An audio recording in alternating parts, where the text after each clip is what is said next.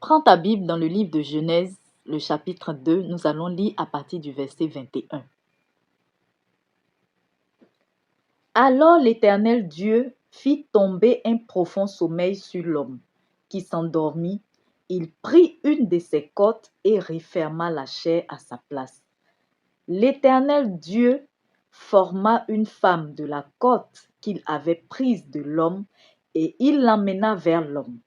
Et l'homme dit: Voici cette fois celle qui est os de mes os et chair de ma chair. On l'appellera femme parce qu'elle a été prise de l'homme. C'est pourquoi on peut ajouter ça. Donc c'est pourquoi l'homme quittera son père et sa mère et s'attachera à sa femme et ils deviendront une seule chair. Voilà, c'est bon. Le reste, c'est pas nécessaire pour la vidéo. Alors, mon frère, ma soeur, qu'est-ce que tu as remarqué dans ce texte que nous venons de lire? Quelle a été ta compréhension? Qu'est-ce qui t'a marqué dans ce texte? Ici, nous voyons que c'est Dieu qui a créé la femme. Dieu a enlevé la femme de l'homme et Dieu a créé la femme qu'il a emmenée vers l'homme. Et quand l'homme a vu la femme, il était content. Il a reconnu en cette femme-là sa moitié. Il a reconnu en cette femme-là une partie de lui. Et l'homme a été heureux d'accueillir, de recevoir cette femme. Nous allons lire un autre texte. Reprends ta Bible, cette fois-ci dans Genèse 3, nous allons lire à partir du verset 1. Le serpent était le plus rusé de tous les animaux des champs que l'Éternel Dieu avait fait. Il dit à la femme: Dieu a-t-il réellement dit: Vous ne mangerez pas de tous les arbres du jardin? La femme répondit au serpent: Nous mangeons du fruit des arbres du jardin, mais quant au fruit de l'arbre qui est au milieu du jardin, Dieu a dit: Vous n'en mangerez point et vous n'y toucherez point, de peur que vous ne mouriez. Alors le serpent dit à la femme: Vous ne mourrez point. Mais Dieu sait que le jour où vous en mangerez, vos yeux s'ouvriront et que vous serez comme des dieux, connaissant le bien et le mal. Quel intérêt y a-t-il de connaître le bien et le mal si Dieu nous permettait seulement de connaître le bien? Voici les conséquences que nous vivons aujourd'hui. Mais bon, anyway, c'est pas ça le sujet. On continue. La femme vit que l'arbre était bon à manger et agréable à la vue, et qu'il était précieux pour ouvrir l'intelligence. Elle prit de son fruit et en mangea. Elle en donna aussi à son mari qui était auprès d'elle et il en mangea. Les hommes, l'autorité vous appartient. Ne vous laissez pas manipuler par les femmes. Ok, on continue. Les yeux de l'un et de l'autre s'ouvrirent, ils connurent qu'ils étaient nus, et ayant cousu des feuilles de figuier, ils s'en firent des ceintures. Alors il entendit la voix de l'Éternel Dieu qui parcourait le jardin vers le soir, et l'homme et sa femme se cachèrent loin de la face de Dieu au milieu des arbres. Mais l'Éternel Dieu appela l'homme, et il lui dit: Où es-tu? Il répondit: J'ai entendu ta voix dans le jardin et j'ai eu peur parce que je suis nu et je me suis caché. Et l'Éternel dit: Qui t'a appris que tu es nu? Est-ce que tu as mangé de l'arbre dont je t'avais défendu de manger? L'homme répondit: Écoutons bien la parole de l'homme. Où est-ce que j'étais déjà là? La femme que toi Dieu, la femme que tu as mise à mes côtés, donc la femme que tu as mise auprès de moi, m'a donné de l'arbre et j'en ai mangé. Et l'Éternel Dieu dit à la femme, pourquoi as-tu fait cela? La femme répondit, le serpent m'a séduite et j'en ai mangé. Et l'Éternel Dieu dit au serpent, puisque tu as fait cela, tu seras maudit entre voilà, les conséquences. Mais le serpent, au moins, il a pris sa responsabilité. Il n'a pas dit à Dieu, c'est parce que tu m'as créé que j'ai fait ça. Mais l'homme et la femme, chacun jette la faute sur l'autre. Et c'est comme ça généralement que nous sommes. Mais bon, c'est pas ça le but de la vidéo en fait. Voilà. Nous allons maintenant parler du sujet. Alors, mon frère, ma soeur, ce que j'ai voulu montrer dans ce test-là, ce que j'ai voulu relever, ou ce que j'ai voulu révéler, en fait, nous avons constaté ici que c'est Dieu qui a créé la femme. Dieu a pris la femme de l'homme. Il a créé la femme et il a donné à l'homme. Mais nous avons vu ce qui s'est passé après. La femme, elle a fait désobéir à l'homme, à la parole de Dieu. Dieu avait donné un interdit à l'homme et la femme que Dieu même a envoyée à l'homme, la femme a fait que l'homme s'est détourné de la voie de Dieu. L'homme s'est détourné du destin que Dieu avait, comment on va dire, avait préétabli ou je ne sais pas quoi dire. Je ne sais pas quel mot utiliser, mais je pense que vous comprenez. Voilà. Donc, la femme, en fait, ce que je veux montrer même, la femme a fait désobéir à l'homme, à la parole de Dieu, à l'interdit que Dieu avait donné à l'homme. Dieu les avait interdits aux deux, mais Dieu avait parlé à l'homme. Et après, l'homme qui était content quand Dieu lui a envoyé la femme, il a dit quoi après? Il a mis la faute sur Dieu pour dire c'est Dieu qui lui a donné cette femme-là. Du genre, moi j'étais là, je n'avais pas besoin de femme, hein, c'est toi qui m'as envoyé la femme. C'est ta faute. Si aujourd'hui là j'étais désobéie parce que c'est la femme que tu as envoyée là. C'est elle qui nous a mis dans le problème. En fait, ce que je veux dire, mon frère, ma soeur, ce n'est pas parce que Dieu t'a dit que c'est l'homme ou la femme de ta vie qui n'aura jamais de problème. En fait, c'est pas pour montrer ou justifier une désobéissance à Dieu, mais en fait, c'est pour dire ce que je veux montrer en fait, c'est que c'est le fait que c'est Dieu qui a mis Adam et Ève ensemble, mais ça a engendré des problèmes et contre même Dieu après. Mais bon, dans la suite de l'histoire, c'est vrai que c'est pas la volonté parfaite que Dieu avait établie, c'est que Dieu voulait ce dont Dieu voulait qu'ils bénéficient pleinement.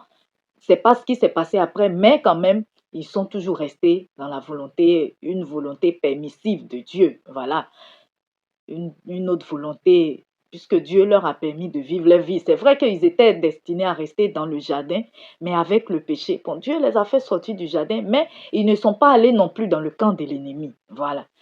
Donc, ce n'est pas parce que Dieu a dit c'est l'homme ou la femme de ta vie qui n'aura jamais de problème, que vous allez vivre comme dans les contes des fées. Ils se rencontraient, ils se plurent, ils se mariaient, ils eurent beaucoup d'enfants et ils furent heureux toute leur vie. C'est pas tout le temps ça, hein. Ça, c'est dans les contes des fées. Quand on était petit, là, on entendait ça. Mais la réalité en est tout autre. Dieu peut te dire c'est ta femme ou bien c'est ton mari. Et puis, il va avoir des problèmes, même des disputes, des malentendus, des séparations même quelquefois temporaires. Mais vous allez vous remettre ensemble si c'est Dieu qui a dit que vous devez être ensemble. C'est ça la bonne nouvelle. Donc, est-ce que quelqu'un me comprend? Est-ce qu'une sœur me comprend? Est-ce qu'un frère me comprend? C'est pas parce qu'il y a tout le temps des disputes entre vous actuellement, alors que au début, tu avais bien entendu, tu avais prié pour cette relation-là.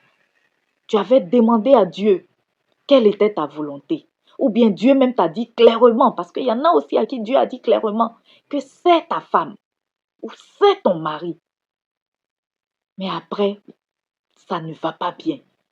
Il y a beaucoup de choses qui vous emmènent même à penser que on n'est pas fait pour être ensemble. On doit se séparer. Donc faisons attention. C'est la raison pour laquelle nous devons toujours rester dans la prière. 1 Thessaloniciens 5,17 nous dit prier sans cesse. Le couple parfait, déjà même ça n'existe pas. Mais deux personnes qui doivent être ensemble, c'est pas que les personnes vont toujours s'entendre, toujours en train de rigoler, toujours se comprendre, non. Ou bien elles doivent avoir forcément le même caractère. Non, Dieu nous a créés différents. On ne peut jamais être parfait ou bien être pareil. Mais c'est la capacité de pouvoir gérer les indifférences, la capacité de pouvoir comprendre l'autre, la capacité de pouvoir faire des efforts pour l'autre, la capacité d'avoir la même vision et de se battre pour cette vision-là, pour qu'elle soit atteinte, de voir le même objectif et de œuvrer pour cela. Une fois, il y a une femme, la femme d'un pasteur qui sait aussi son mari avec lui, qui dit qu'avec son mari au tout début, c'était tout le temps des disputes. Elle reprochait à son mari de ne pas avoir un bon comportement. En tout cas, c'est elle qui se plaignait tout le temps du comportement de son mari et tout ça. Pour elle, elle avait toujours raison. Nous, les femmes, c'est nous, toujours dans l'émotion. C'est nous qui avons toujours raison. C'est toujours l'homme qui est dur. C'est lui qui est mauvais. C'est lui qui nous parle durement. En fait, on a toujours de quoi se plaindre de l'autre, de l'homme. Donc, une fois, elle était là, elle pleurait devant la face de Dieu et tout ça. Mais c'est plutôt à elle que Dieu a fait des reproches. Pas forcément parce qu'elle avait tort, que l'homme, il était blanc comme neige, il avait un bon comportement. Pas forcément. C'est vrai, Dieu a dit que l'homme est le chef de famille. L'homme est le chef de la femme. L'homme est le chef de foyer. Mais la Bible nous dit aussi que la femme sage bâtit sa maison et l'insensé la renverse de ses mains. Donc, c'est-à-dire que le pilier du foyer, ça doit être la femme. En plus, Dieu a dit quoi? Maris, aimez vos femmes. Femmes, soyez soumises à vos maris. Que chacun joue son rôle dans le foyer et les choses vont aller pour le mieux. Pas qu'il n'aura jamais de disputes ou je peux dire, je ne sais pas que tout va forcément bien aller. Non. Mais ces choses-là pourront être gérées facilement. Ce n'est pas à cause de ces choses-là qu'on va se séparer ou bien qu'on va commettre l'irréparable. Il y a aussi une autre sœur qui expliquait que dans les préparatifs de son mariage, son mari et elle, ils étaient en train de faire des courses et ils ne s'entendaient pas sur le choix d'un truc et c'était vraiment une dispute. Son mari était campé sur sa position, elle aussi, elle était sur sa position. Donc, elle commençait même à regretter, mais pour dire, mais attends, c'est avec cet homme-là que je vais me marier. Elle regrettait même, elle se demandait si il ne fallait pas annuler même le mariage. Mais aujourd'hui, quand elle parle de son mari, ce sont des éloges à l'encontre pour son mari. Donc, ne nous laissons pas distraire. L'ennemi, le diable, il n'aime pas le mariage. Donc, il sera tout le temps en train de combattre les gens qui veulent respecter l'institution du mariage. Parce que pour lui, les gens doivent être dans la débauche. Mon frère, ma soeur, essaie de remarquer, quand tu es dans l'impudicité, tu es dans des relations non sérieuses, quand tu es dans la fornication, quand tu passes d'homme en homme ou de femme en femme, tu vois que ta vie, c'est comme si tout allait bien. Mais essaie de dire que, mais attends, je veux me stabiliser et tu verras que tes problèmes vont commencer. L'ennemi veut pas. Il ne veut pas du mariage. Il veut juste que les gens pratiquent les relations. Les relations sans mariage. Voici ce qu'il veut. Quand il est en train de vous combattre pour que vous puissiez vous séparer, ce n'est pas pour que tu ailles trouver peut-être l'homme de ta vie ou bien la femme de ta vie quelque part d'autre. Mais son objectif, c'est de te mettre encore dans la débauche. Ou si tu n'y étais pas, il va te créer des situations, des occasions favorables pour que tu sois dans la débauche. Voici lui son objectif. C'est la raison pour laquelle nous devons vraiment faire beaucoup attention. C'est vrai que quelquefois on peut dire non, parce qu'on ne s'entend pas, on n'a pas les mêmes goûts, on n'a pas les trucs, donc c'est des signes qu'on ne doit pas être ensemble. Oui, ça peut arriver. Ça peut arriver, c'est la raison pour laquelle nous devons toujours chercher le discernement. C'est la raison pour laquelle nous devons toujours mettre devant la face de Dieu tout ce que nous devons faire pour que nous puissions savoir si ça vient de Dieu, que nous puissions nous battre pour cela, ou bien si ça ne vient pas de Dieu, que nous puissions nous en débarrasser. Mon frère, ma soeur, on va quitter un peu dans les couples. Donc, pour élargir un peu le sujet, ce n'est pas parce que Dieu t'a dit d'aller dans ce pays pour étudier ou pour travailler, que tu n'auras pas d'échec, que les gens vont t'accueillir à bras ouverts, que les gens vont t'aimer, que tout va se passer, les gens vont te dérouler le tapis rouge, que tout va bien se passer pour toi. Non, tu peux rencontrer des difficultés, de graves difficultés même, où tu vas penser que ce n'est pas Dieu qui t'a envoyé là-bas. Ce n'est pas parce que Dieu t'a dit de faire une chose que tout va bien se passer. Jésus a dit qu'il sera toujours avec nous. Il n'a jamais dit que ça sera facile, mais il sera toujours avec nous. Nous devons seulement lui être fidèles. Nous devons seulement nous attacher à lui, que ce soit dans les bons comme dans les mauvais moments. Il sera toujours avec nous. Nous devons garder la foi, peu importe ce qui vient.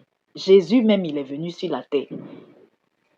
On dit il est venu être le roi, le sauveur du monde. Il est venu être le Messie. Mais regardez comment il est venu. C'est pourquoi les gens même n'ont pas cru en lui. Parce que c'est pas ça. Les grands noms qu'on entend là, c'est pas une personne comme ça. C'est pas une personne comme ça, on s'attend. Il est mort. Quand on dit le Messie vient sauver le monde, il est mort. Mais mon frère, ma soeur, aujourd'hui c'est Jésus qui fait que je suis en train de te parler là. Voici la gloire dont il s'agissait. Ses disciples qui l'ont suivi, ils sont tous morts, décapités ou autres mal. Mais aujourd'hui, toi et moi, nous connaissons Pierre, nous connaissons Paul, nous connaissons Luc, nous connaissons toutes ces personnes-là. Voici la gloire que Dieu a prévue. C'est ça qui est la vraie vérité. Donc, sachons discerner. Pour chaque situation, nous devons discerner pour voir si ça vient de Dieu ou non. Mais ce que nous devons retenir, c'est que ce n'est pas parce que c'est Dieu qui t'a envoyé là-bas, qui t'a donné la personne, qui t'a dit de faire une chose, que tout va bien se passer. Tu peux te retrouver aussi dans des conditions difficiles, dans des conditions même très, très, très difficiles. Mais garde tout simplement la foi. Focus sur Jésus.